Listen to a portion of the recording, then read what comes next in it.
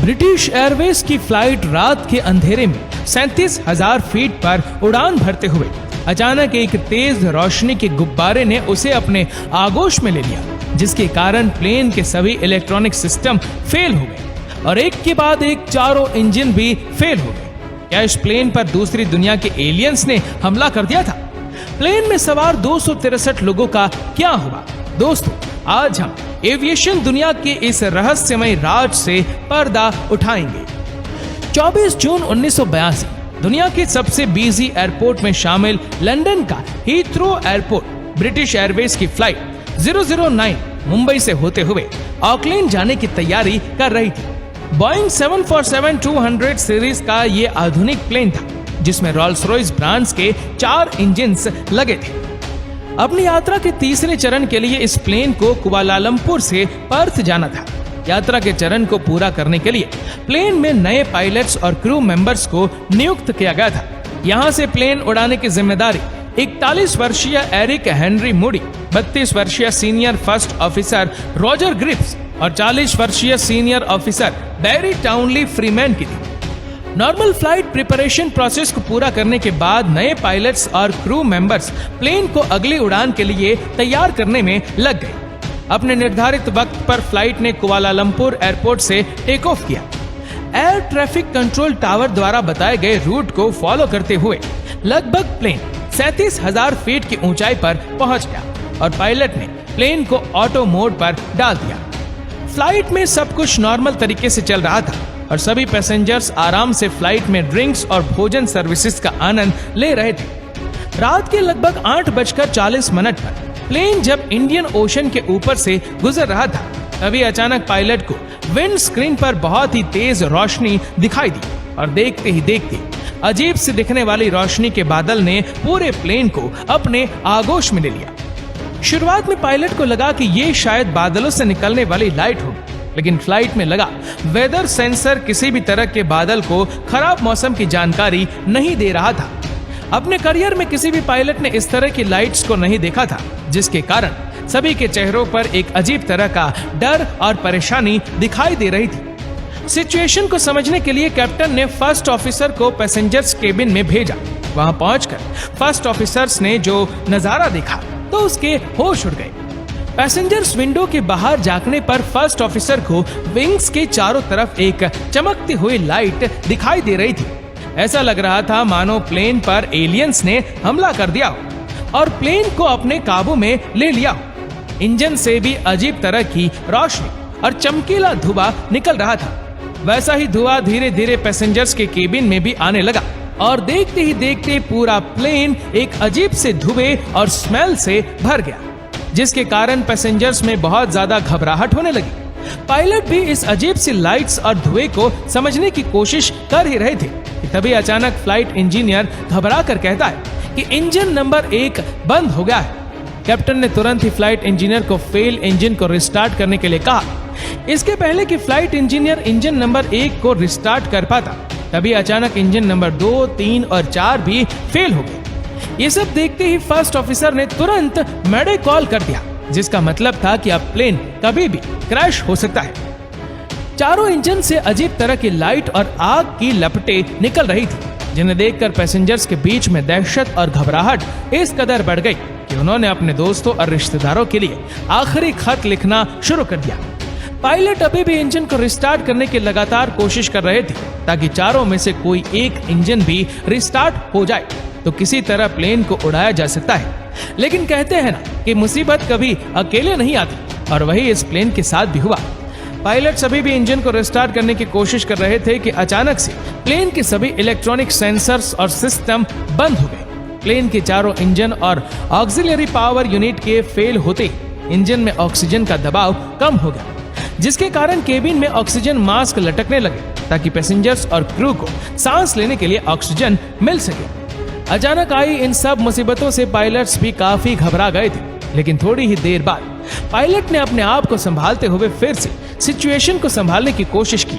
बिना engine power के plane अब 37,000 फीट से 26,000 फीट पर आ गया था। बिना इंजन प्लेन ग्लाइड करते हुए आगे तो बढ़ रहा था, लेकिन उससे कहीं ज्यादा स्पीड से वह नीचे आ रहा था। अब कैप्टन की सबसे बड़ी कोशिश ये थी कि किसी भी तरह प्लेन को ग्लाइड करते हुए नजदीक के किसी एयरपोर्ट पर लैंड करा दिया जाए। उस वक्त सबसे नजदीक जकार्ता इंटरनेशनल एयरपोर्ट था। प्लेन की हाइट और स्पीड को कैलकुलेट करके कप्तान ये जानने की कोशिश करने लगे कि बिना इंजन के प्लेन कितनी दूर जा सकता है। यहाँ हम आपको बताना चाहेंगे कि इस प्लेन की ग्लाइड रेशियो 15.1 थी, जिसका मतलब था कि अगर प्लेन 15 मीटर आगे की तरफ जाएगा तो 1 मीटर नीचे की तरफ आएगा। सभी कैलकुलेशन करने के बाद एक बार फिर से कप्तान को निराशा हाथ लगी, क्योंकि प्लेन की करंट लोकेशन और जकार्ता इंटरनेशनल एयरपोर्ट के बीच में बहुत ही ऊंचा पहाड़ था, जिसे बिना इंजन के ग्लाइड करते हुए पार नहीं किया जा सकता था। कप्तान ने को पायलट और फ्लाइट इंजीनियर को ब्रीफ करते हुए कहा कि अब हमारे पास रिस्क लेने के अलावा कोई और दूसरा ऑप्शन नहीं है। हम ग्लाइड करते हुए इंजन्स को रिस्टार्ट करने की कोशिश करते रहेंगे। अगर 12,000 फीट की हाइट पर आने तक भी इंजन रिस्टार्ट नहीं हुए तो हम प्लेन को समंदर में लैंड करवा देंगे। कप्तान ने पैसेंजर केबिन में अनाउंसमेंट करते हुए कहा कि मैं आपका कैप्टन बोल रहा हूँ, प्लेन के इंजन में कुछ खराबी आ गई है और हम लोग उसे ठीक करने की कोशिश कर रहे हैं। आप सबसे अनुरोध है कि हिम्मत से काम लेते हुए शांति बनाए रखें। पैसेंजर सब अपनी आंखें बंद करके भगवान को याद करने लगे। सभी को अभी भी किसी चमत्कार की आशा थी कि प्लेन सही सलामत लैंड कर जाए। इसी के साथ केबिन क्रू भी प्लेन को समंदर में लैंड कराने की तैयारी करने लगा। धीरे धीरे ग्लाइड करते हुए प्लेन अब नीचे आने लगा और जैसे जैसे प्लेन नीचे आता जा रहा था वो अजीब रोशनी भी कम होती जा रही थी। 13,000 फीट पर आते आते वो अजीब रोशनी बिल्कुल गायब हो चुकी थी। प्लान के मुताबिक फ्लाइट इंजीनियर ने आखिरी बार इंजन को रिस्टार्ट करने की कोशिश की तो एक चमत्कार हुआ और अचानक से सभी इंजन्स रिस्टार्ट हो गए। सभी इंजन के स्टार्ट होते ही प्लेन ऊपर उड़ने लगा और उस पहाड़ के ऊपर से आराम से गुजर गया। सभी इंजन के स्टार्ट होते ही कप्तान को लगा कि अब सब ठीक हो गया है और कप्तान प्लेन को फिर से उसके निर्धारित हाइट 37,000 फीट पर ले जाने लगे। लेकिन जैसे जैसे प्लेन ऊपर जाने लगा वो अजीब सी रोशनी धीरे धीरे वापस बढ़ने लगी और प्लेन के इंजन फिर से वार्निंग देने लगे। ये देखते ही देखते कैप्टन ने प्लेन की हाइट को कम करके उसे 12,000 फीट पर फिक्स कर दिया, जहां फिर से वो अजीब लाइट खत्म हो गई और इंजन्स वापस काम करने लगे। कप्तान अब कोई रिस्क नहीं लेना चाहते थे और उन्होंने प्लेन को जकार्ता एयरपोर्ट पर लैंड करने की तैयारी शुरू कर दी। लेकिन अभी भी एक मुसीबत बाकी थी। उस अजीब लाइट के कारण प्लेन की विंड स्क्रीन एकदम धुंधली हो गई थी, जिसके कारण कुछ भी देख पाना नामुमकिन हो गया था। शुरुआत में पायलट ILS सिस्टम को यूज करके ऑटो लैंडिंग करवाना चाहते थे, लेकिन बदकिस्मती से उस दिन एयरपोर्ट पर ILS लैंडिंग सिस्टम काम नहीं कर रहा था। अब पायलट के पास एक ही रास्ता था कि वह ट्रैफिक कंट्रोलर और फ्लाइट इंस्ट्रूमेंट के सहारे ही अंदाजा लगाकर लैंडिंग करे। पायलट की सूझबूझ और हिम्मत के कारण फाइनली प्लेन ने सही सलामत एयरपोर्ट पर लैंड कर लिया। तब जाकर सबकी जान में जान आई। ये किसी चमत्कार से कम नहीं था कि 37,000 फीट पर चारों इंजन और सभी सिस्टम फेल हो जाने के बाद भी पायलट एयरप्लेन की सही सलामत लैंडिंग करवा पाए और किसी को खरोच तक नहीं आई। दोस्तों, अपनी सूझबूझ और हिम्मत के लिए पायलट्स और फ्लाइट क्रू को बहुत से पुरस्कारों से सम्मानित किया गया। जब इस दुर्घटना के बाद प्लेन की जांच की गई तो पाया गया कि पूरे प्लेन पर छोटे छोटे नुकीले पत्थर से रगड़ने जैसे निशान हैं।